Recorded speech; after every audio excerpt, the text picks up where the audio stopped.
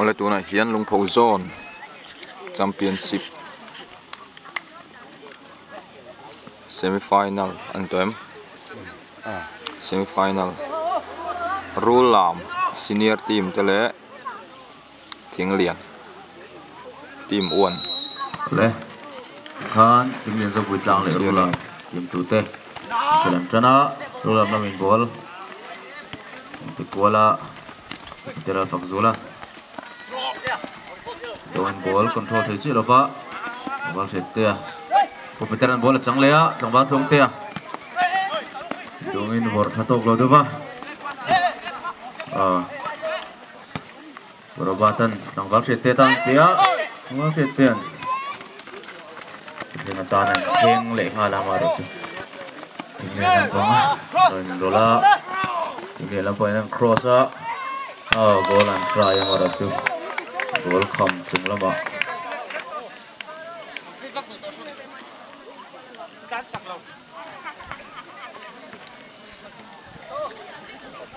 game mu nom ter pol turang ayen ya bal Benjamin mui entia hi ani hi mui na pe chu ka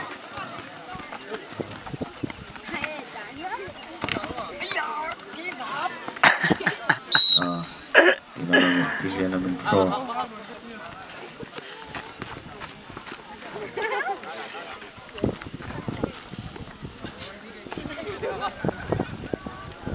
ini number 16 throw maro chu doan pe thatok lova tawal pe kan putheng ata na pe maro chu ball pupe ka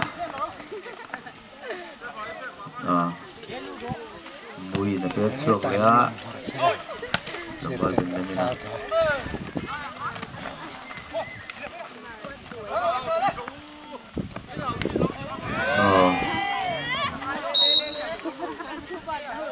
Benjamin na bola clear thatok lova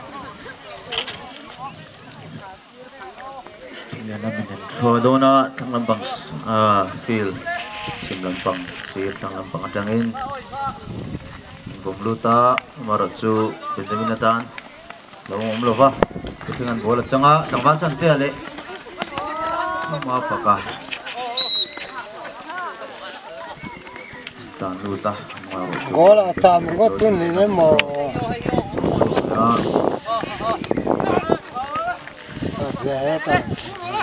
so ni po bola ni bingkatan so le te big lova ulam lamin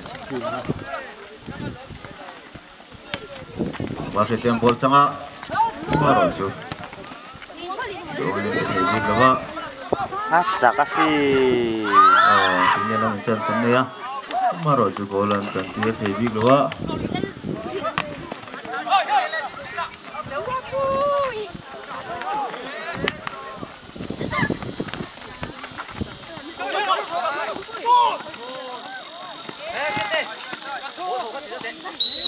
tinggal lang throw hello ma tinggal lampang anin diam deu ngen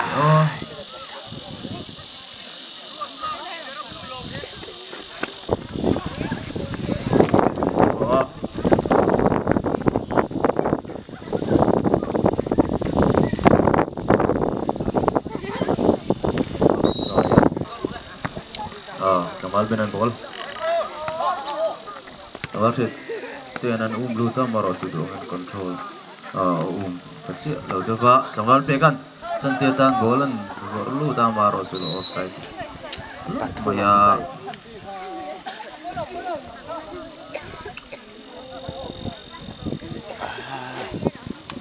Wah, nak tu. Ini namin sudah. Jadi number 13 ini. Throw maro chu sound check the big lova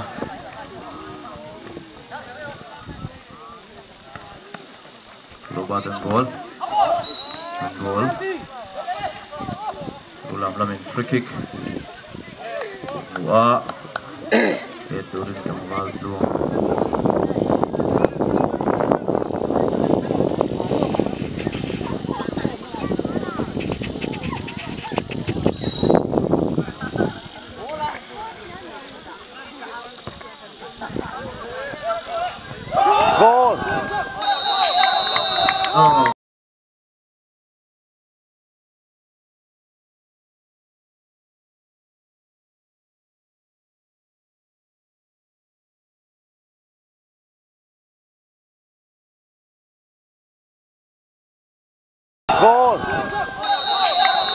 rulang tahan gol hat thung ni tang lat dong ten moi tak main free kick aper lut tadi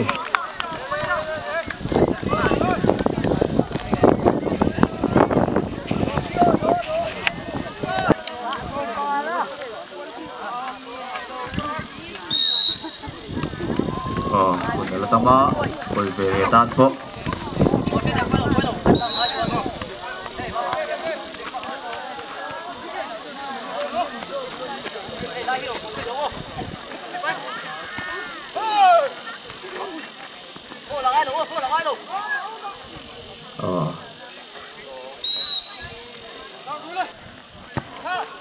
Walbenan gol Vurchoka putingan umruta tangba shooting chansan ya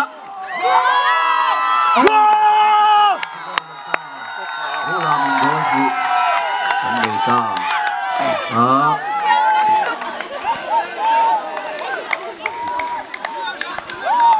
tangba shoot sunga number 10 na mi kha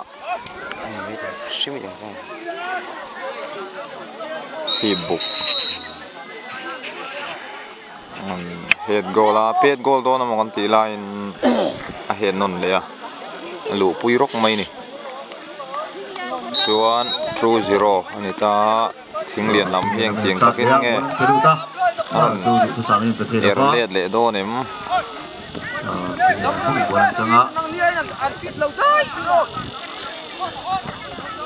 anh còn luôn ta mà rồi chú đối thủ mình bố lên từ thời big rồi đến liền làm bóng quân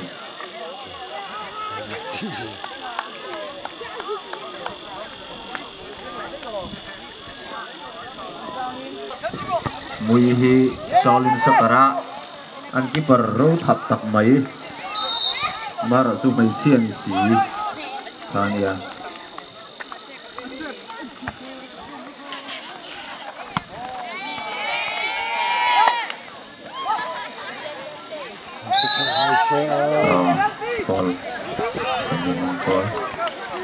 Mày ru làm free kick. Ở trong vào tuồng thể gốc, tuồng ya. trong vào tuồng thể à? Trong vào tuồng thể gol Varuta, Maruchu, Maruchu tuong ada apa? Tinggal mình counter pala. Maruchu ru làm bikin teror dulu mana? Pekan. Tinggal ni bola tu baru dah satu gol tu bah. Rulang lah bin gol.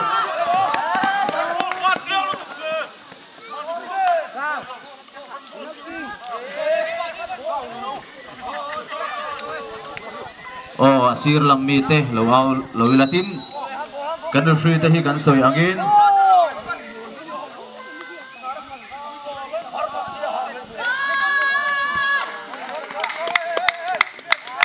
Nghe ông gì ó kan soy angin kan free teh missing ve thau an nia an ke dik vek lo mai thea tin asir mi te bo kan mu ati vek lo thei eng po ni se kan free te na an thu tu na hi ti tai ni phun ma kan pom ai an thu tu na ang hi kan pom ani vai than pum mai le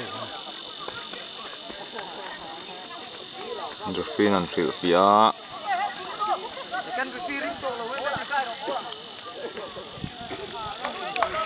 trong vào tuồng thể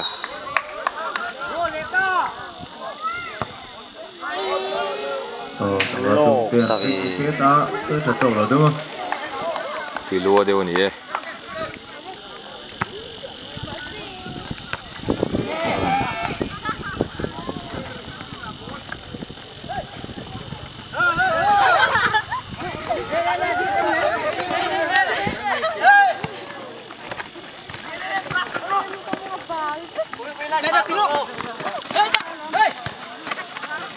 chết tê xong rồi thôi rồi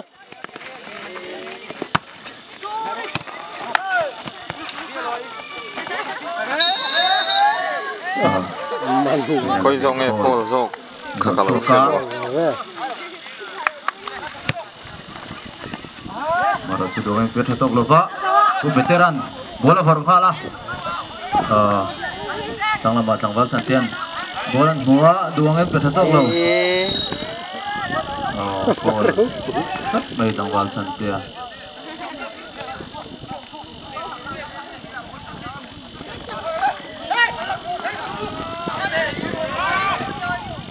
Thắng lòng quên rồi. bol changa maro chu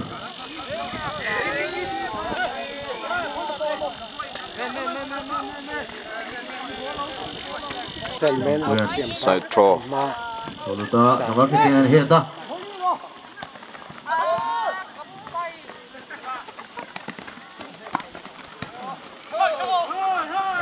nor chun zama amaro chu duang bol en pethatok lo da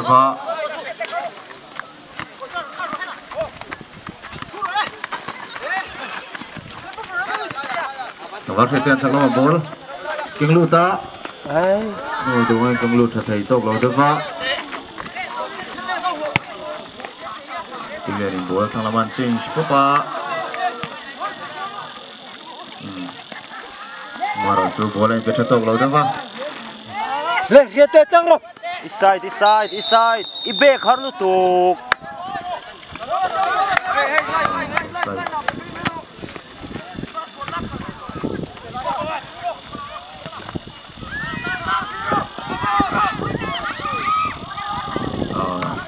thì này là mình chọn sớm này tiểu lấy mấy停电跟别插电的别插没有的马赛很大了嘛是的真的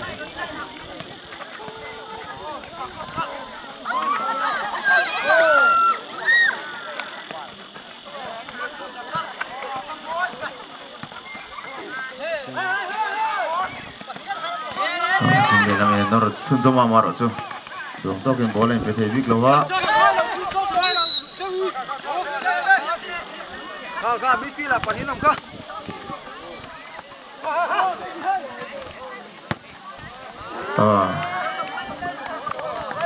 Bola clear.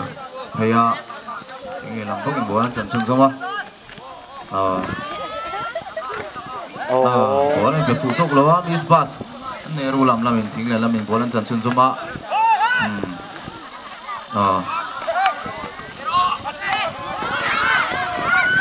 Kita dengan bola kan lupa ya. Apa roju Johnson ini teji lupa. Cakap masih ketan. Thắng là men rồi.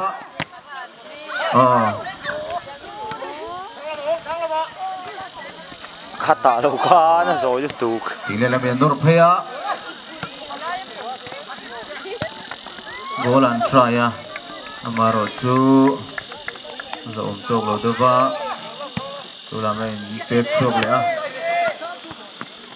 Sao?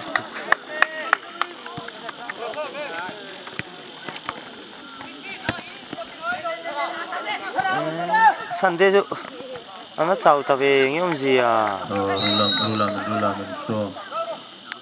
Anh tổ chức cả sen nói thế perubatan so a.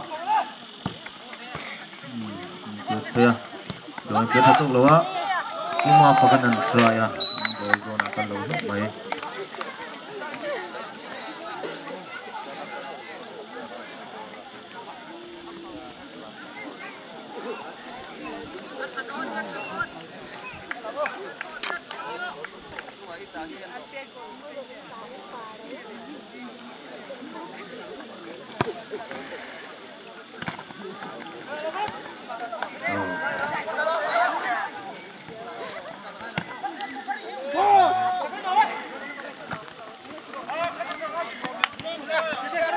kia tê trăng rồi ấy Petro, Takhan. ấy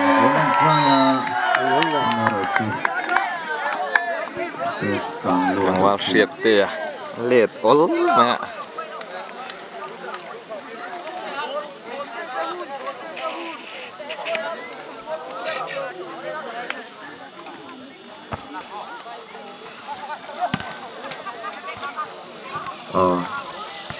Ini Norpele Amarosu, ulang ต้องแต่เดี๋ยวทิ้งเรียนทรายหันโกลติวเอ็มโกลขำจังหวะกันหลุดไหม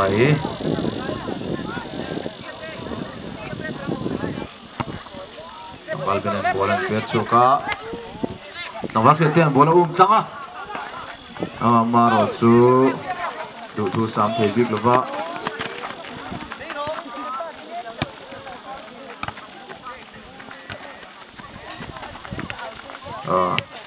tinggal lebih Norvegia Maracu Rulam kiper tangwal benan usap pengen bola lauman Thea bola pecho ngalah tangwal setetan sira Thea tengah ubatanan gorut kala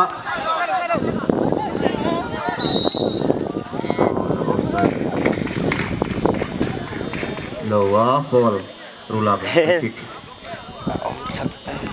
mấy chính han bara per gol mi Minga và tung tia Minga ron ven suộc Phátเลยcó lạc tung thiên đó Anh lao nụ tràn đến đá chân Thì buồn cái đá chân và tung tia ít tung hi bằng avel phanh free kick ở múa chẳng vào xuống goal tiềnละgoal mauจะถึงไหมทีนี้นักเตะบอลตัดลูกคุยอ่ะมาเราจูบอลคอนโทรลไปนนก็รู้ลำแล้วนนั่งจริงมานะ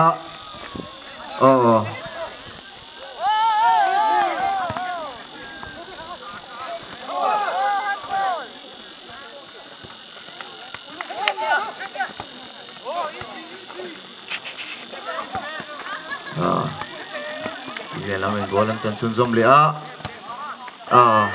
midfield lah bol, itu sama ini PT Ibik lawan Nipo.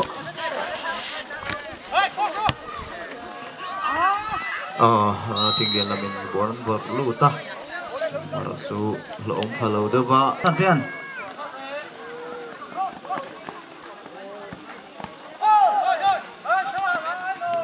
Tinggal lah main Norway cunjung kalah, tinggal nomor 10 ini.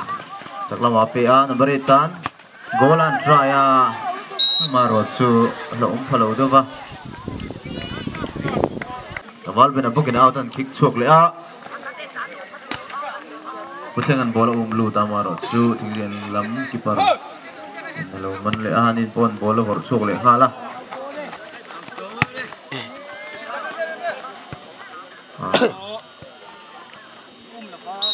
marosu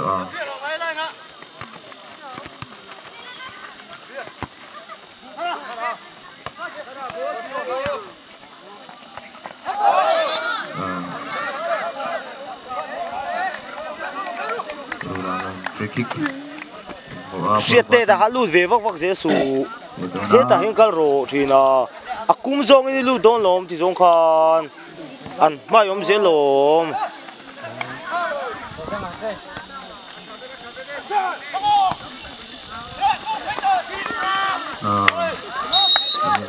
tê bó là nhìn tê phụ hệ thì lâu á được mà bal benar Attack om det bet suka Substitute rồi thêm một thằng gì là bên hiện đó putin ăn chân sân này thì đó niệm máy ăn cháo đồ đấy này khu aban na khu chỉ khó về này khu Mình thì khó lên sự cái gì Atlan pui thế đấy này thằng gì là bên Norway á chắc là mà bola bet sova chắc là mà abor cả tinggi ni suar chan sân Neymar cho Benjamin save dan chin lâu hả mấy peta Vorluta Allah hian tu le tung midfield thol thắt du làm midfield attacking an nei thei la ini là mình goal and try boya Pelia Laya Vorluta du làm lên goal chan chung semua veteran goal Vora Vornon Lea tengah setetan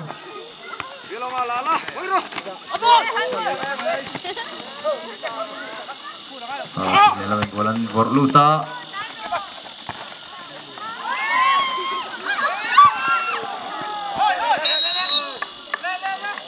Foul.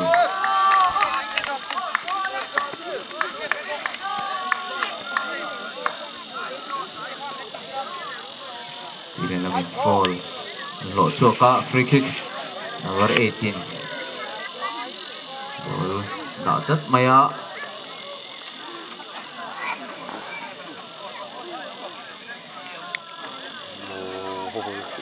Kan ho rồi lấy cái gì rồi sự lỗi trên Benjamin xếp là hai đồng hồ thủy lung ra Free kick.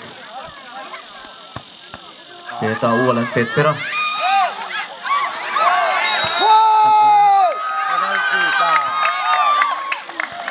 Penalty an choi tatlat mai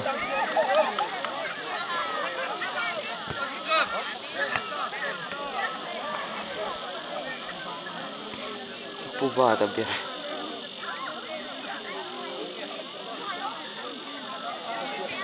Lawan penalty. Lộ chua ka. Jersey number 9.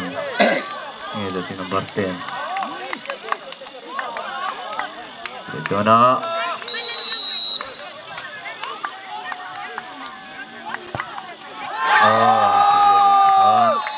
Gol ka.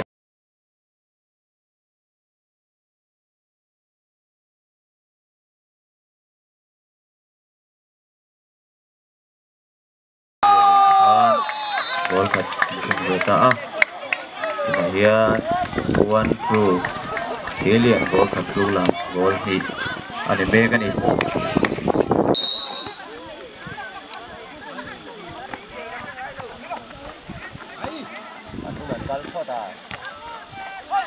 Lên giết ông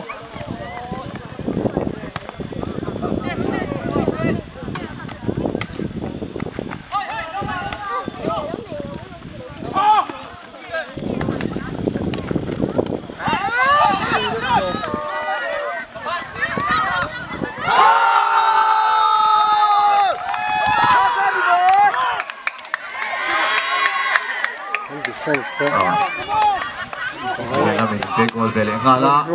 Tiga tujuh gol ini true. ăn chào chân đi goal ni ve an nei a ru lam hi an tha zoi ngal mai don nge niang thing lian lai la ron pung tu mai sia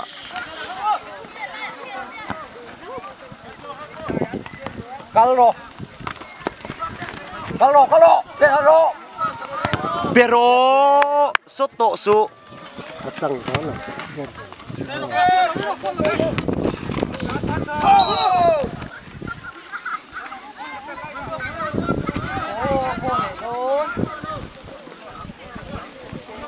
kalau tahu nanti pasti kah cái đàn quá ấy kalau mấy giờ chết thằng những gì cái này đâu hay tệ cái dục điên nào ăn chiên miệng chết là thôi ủng hộ đây đánh thằng tôi tập tập đến sắc rồi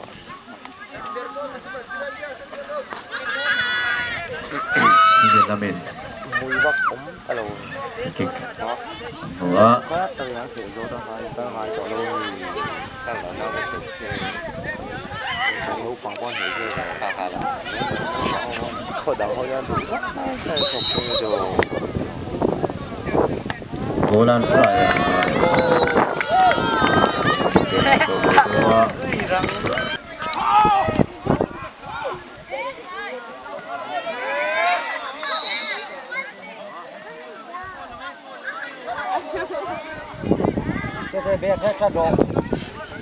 siết tay cô lái lụt là về vóc vóc gì là ít lại ní bọc chặt chặt rồi bọc để sáng chặt chặt là lái à anh là sét đó luôn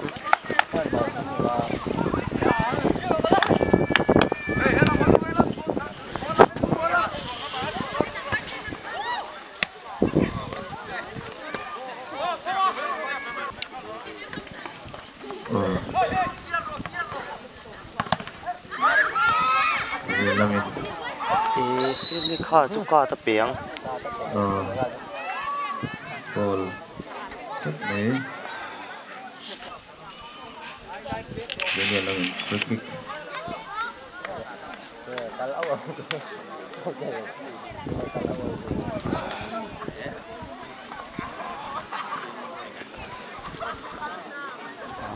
warning hết.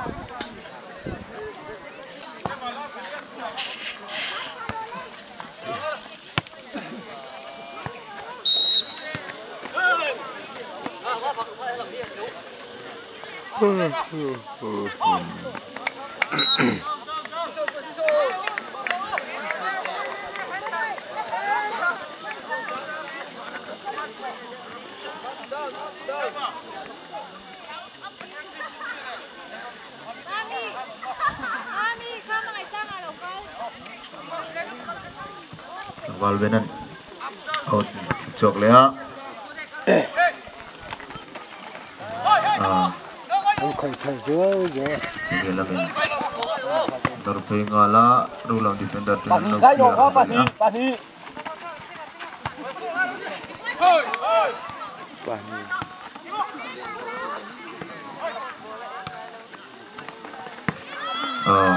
rulang lenghala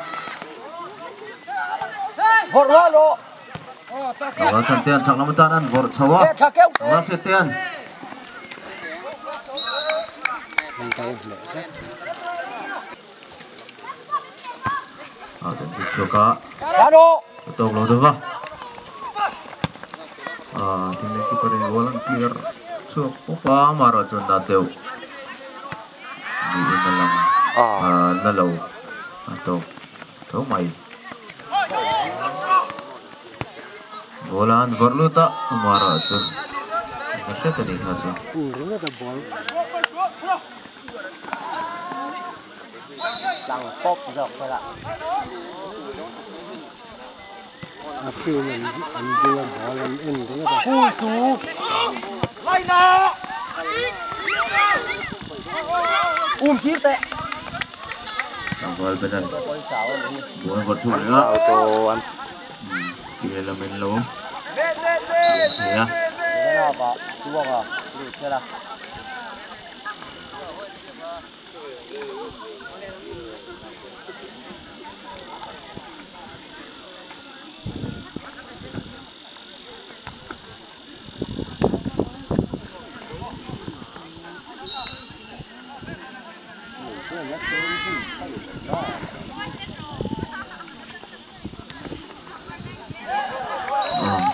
Ulang lagi kill lampang thang lampang atang ini rồi lỗ chụp về lẽ Xây đây. Đúng. Đi. Hết. Lắm thế. clear về lẽ là rồi làm là mình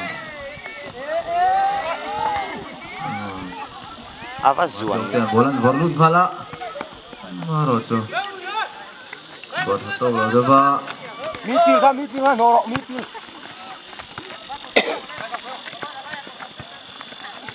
Cắt.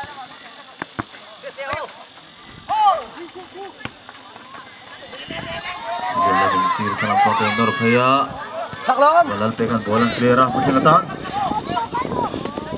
Cái tàu xoắn.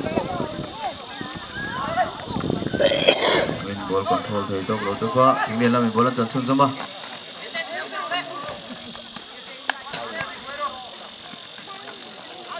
ini lah min bola ya amara tu siam Second half buat sang tong mang long thu. ball in and out stroke ya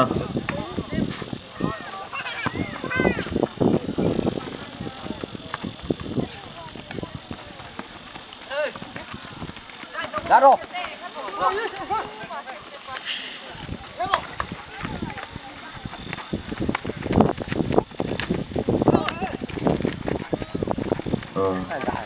ini lah min nor thầy chân chân dengan hala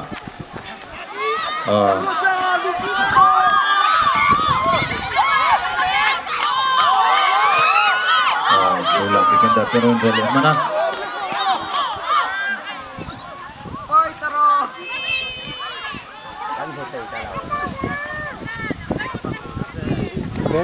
Bên mấy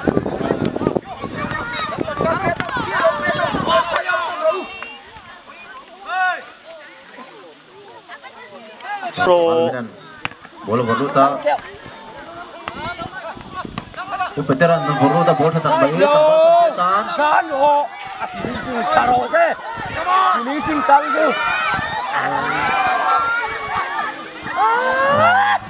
Bola.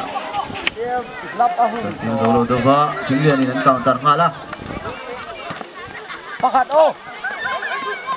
Julian lamin. Norson sama number 18. Sama bola pe Maroju.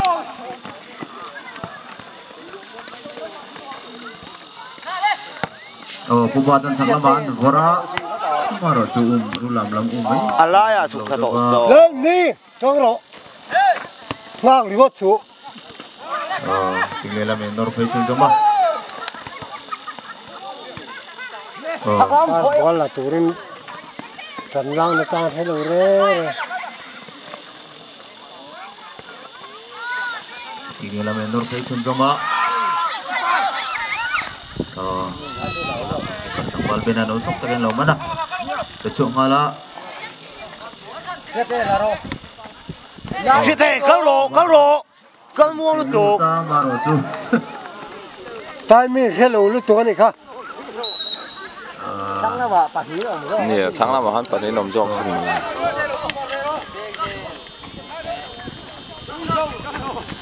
Việt đây à. Bela min salam tren dor chun zong Maroju. Tulang law dang sata. Bola han bordus bele ngala. Tulam lam. Dengan bola changa. Maroju ting bela min dor chun cái mà zong quên ngala. bola chết về thấy đâu đấy Oh, saya Maroju bola mau. Ada kick chok le ya. Oh. Tungen pethei lo ngat angwal chan chuan. Ball ngado na moti line out. Rồi nó đủ số cả.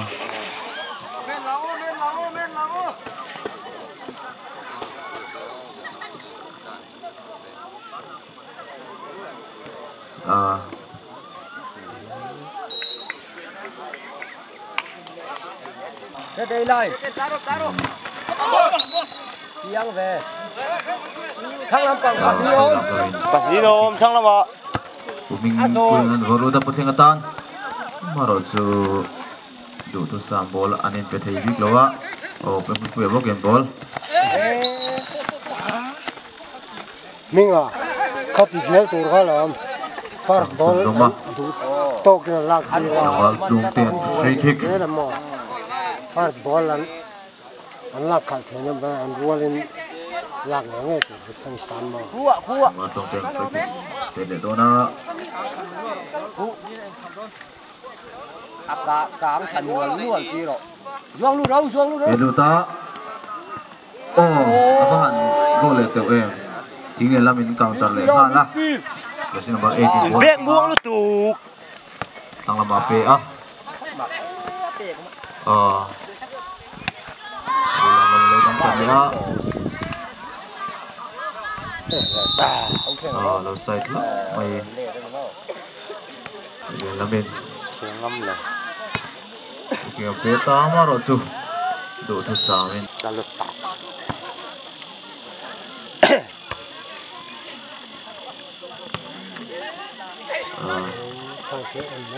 Việt đây. Apa Nông ke xong tiang rồi. ball? Oh, bos dengan Luta Maroju. Long palawa. đau rư Tinggal lamin ball ang pet sok le ah. Mắn thế lên. Sama si Rafa. Wal benan ball overload bele ah. Tinggal lamin low clear ah.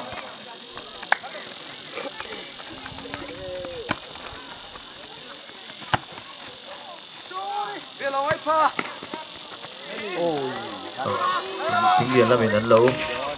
Load le ah.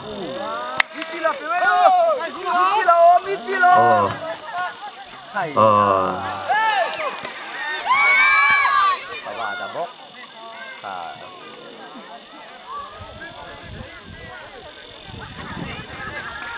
free kick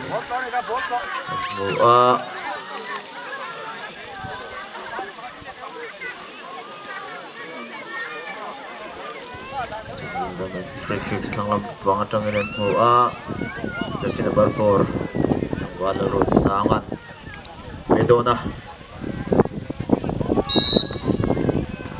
keeper abang save kain pet tu lai na pet habok Don biết đâu đâu.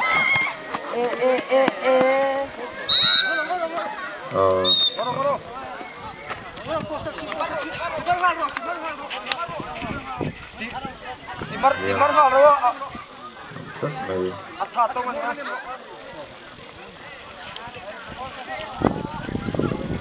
Ulang belakang. Ulang tinggi ada.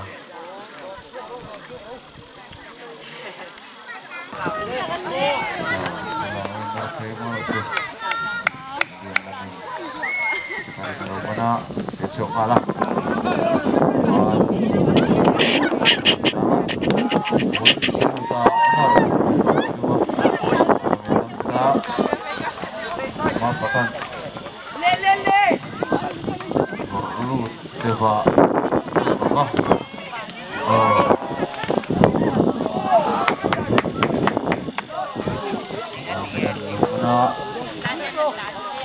Kalau boleh buat capek mereka.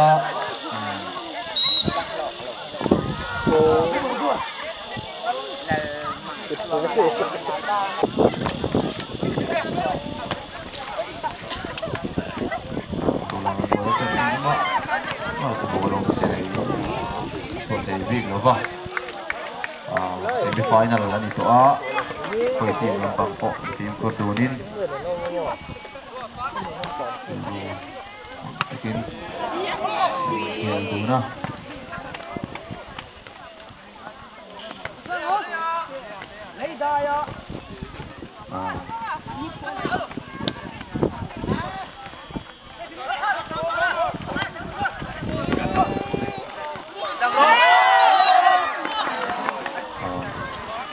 Gol.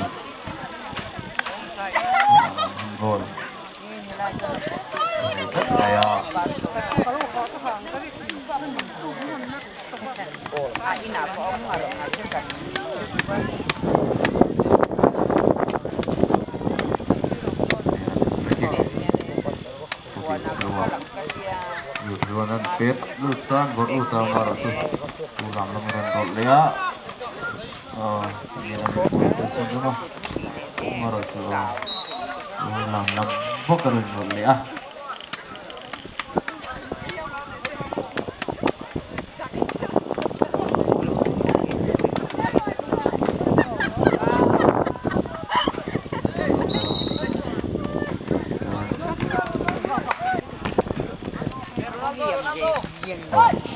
Sobat saja, sobat kita,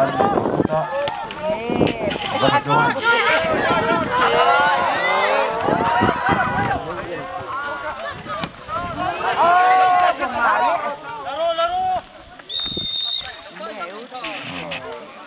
Bola cacing zaman berluta.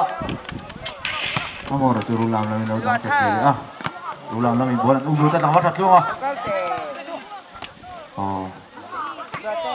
Kalau kita bola cacing zaman terang kita ngale.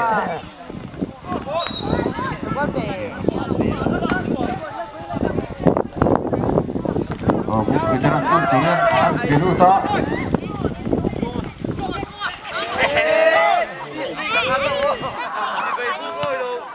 Kita dapatin nabasan dia tanah peluta. Amaro tu. Yang kata berdoa. Ini lah menur kaya. Pengalaman peluta. Ikut dia. Lama. Amaro tu coba tanah bola. Ini nampak bola terjun semua. Peluta dua peluta hebat loa. Ulang nama counter hanggai sum kalah. Awal santai yang gol kena.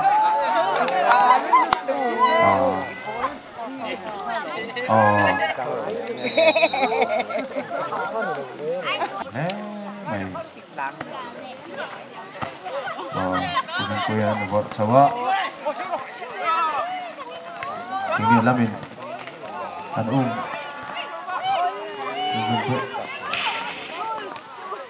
Maro chu jadi loh sebelum mencengin tekstur semua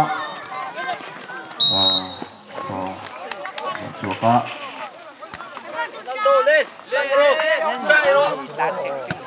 mengatakan turun bola gol saka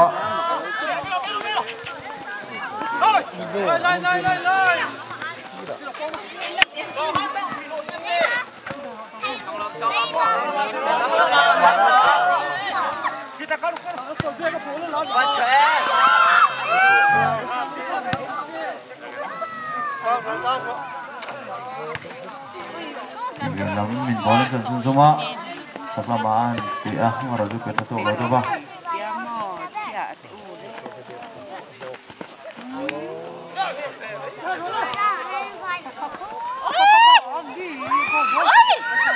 Ini là mình chân sân này anh tí gol tự lệ vậy à mà cho rulang càng tới tới cái này sân sông á mà thằng bola ung ta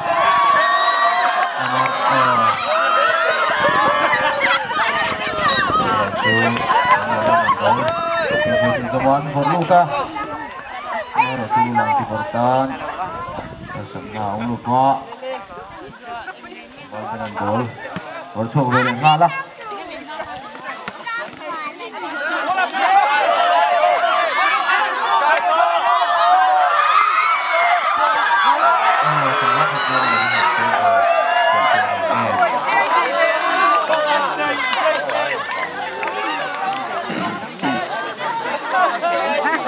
hianin pavilion ng side hianin ulang timur di komik orang ulang kan hoi tongal sunahan tinggi nang fikir katak nempeta amaro tu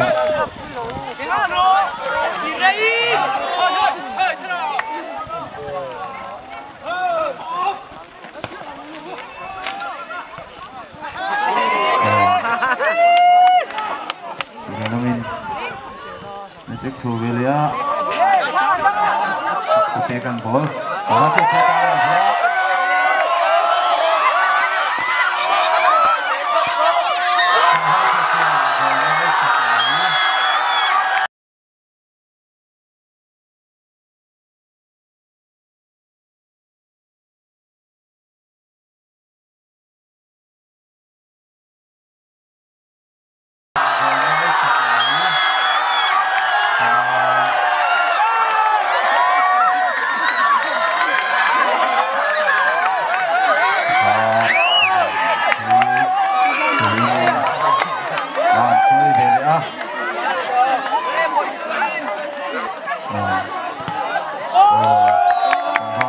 sanganan saya bola marah kita buat hajuangan.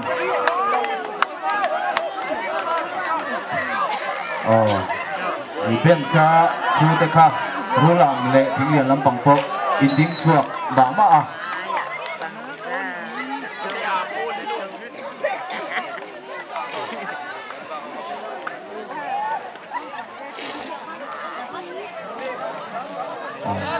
bal benan out coba baca tiap-tiap baca tiap-tiap bola unzuya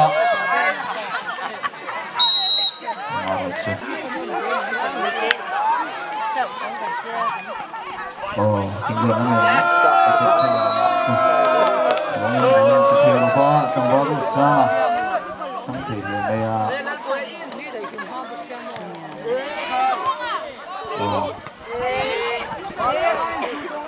dia lembok boleh peluta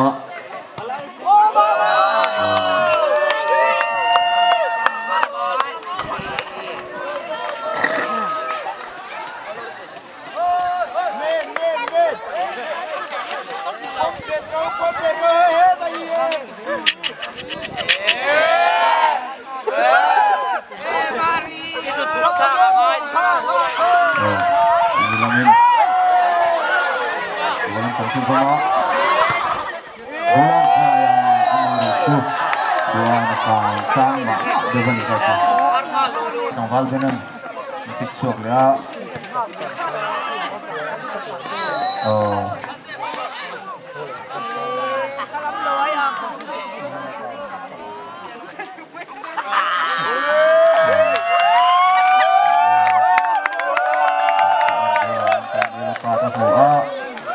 tinggal lamin free kick dari number 9 itu nak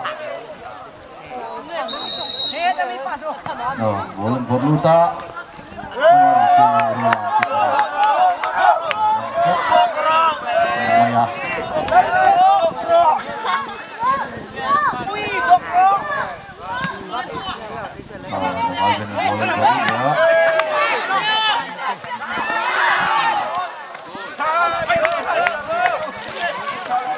lamin baru saya sungguh lihat kalau sangat gol kena ala yang pilih mana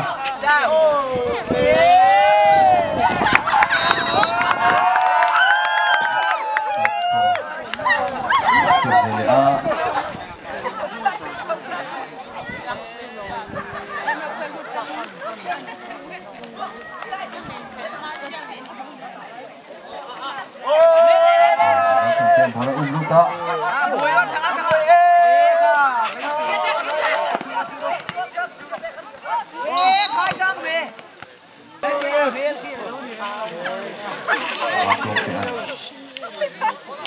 bola tunduk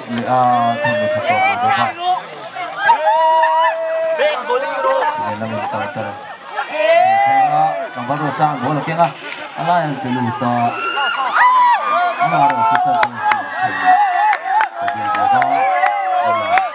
harus kita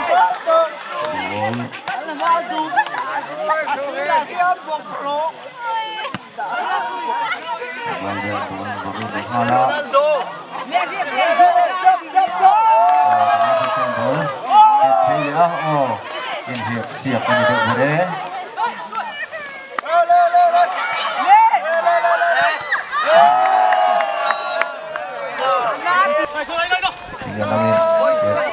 semua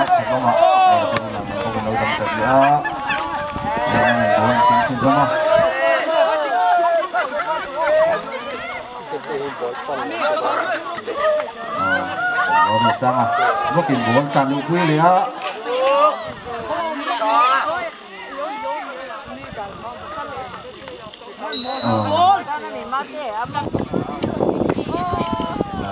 coba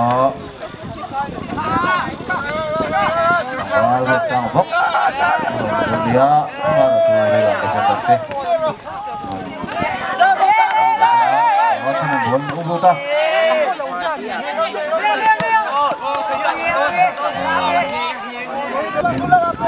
yang FC Lerula yang FC Lerula Persib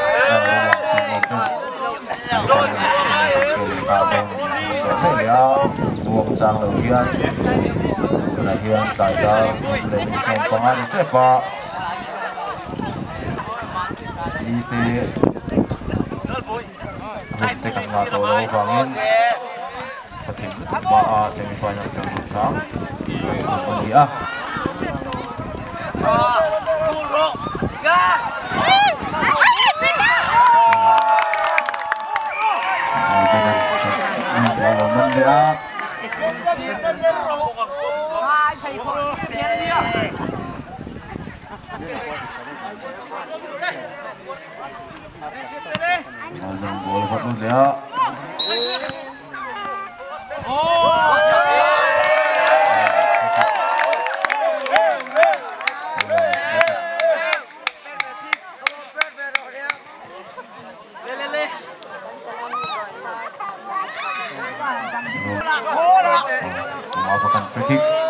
Kita golan saya Amaracu tidak keluar lalu bola Amaracu sang mungkin bola satu sama kita cinta PA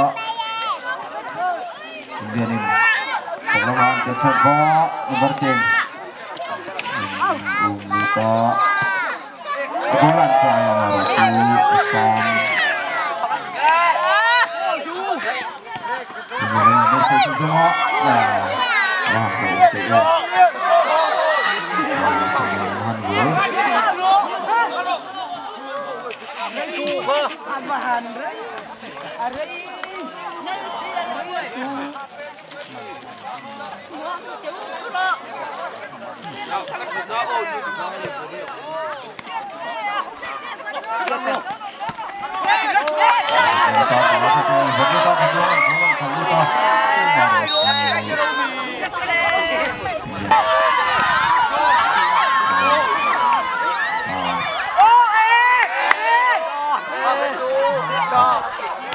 Hian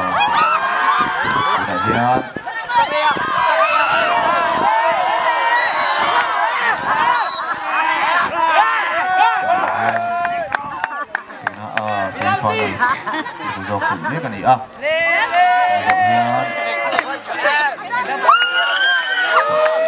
hian ni zo hian tiang LCD rula season rula tingon tin final khel anga tin naktu ka hian final khel ani mai ba ka third place zon turani a third place lo man hi puram din lianan tum sak don bok ani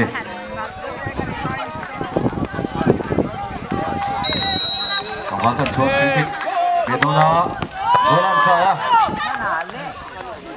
tu han gol ni ma ho chung chi lo de ka sanam panga dia kemudian Noval kosang baking bola kan lu punya marah tu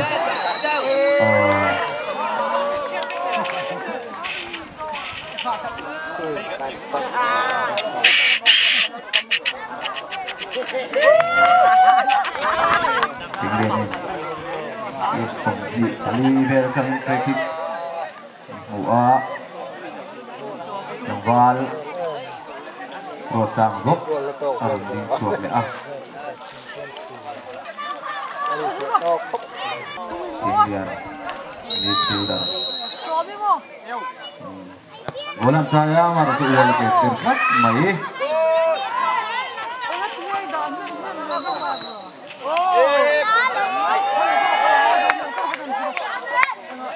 Soalnya tambah dengan bok, tinggal dan kip soalnya. Bola tak boleh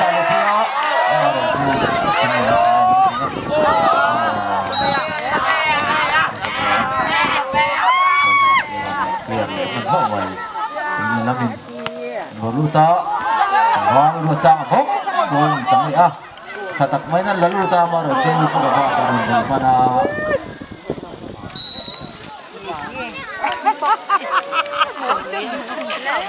Ini nama corner.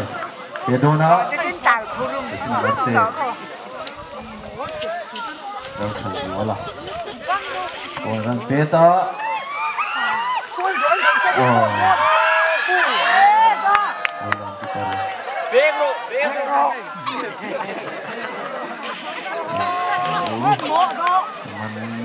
Mana?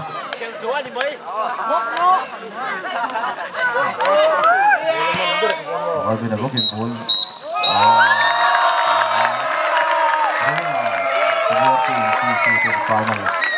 lưu cả này sinh viên cái thể là mô in final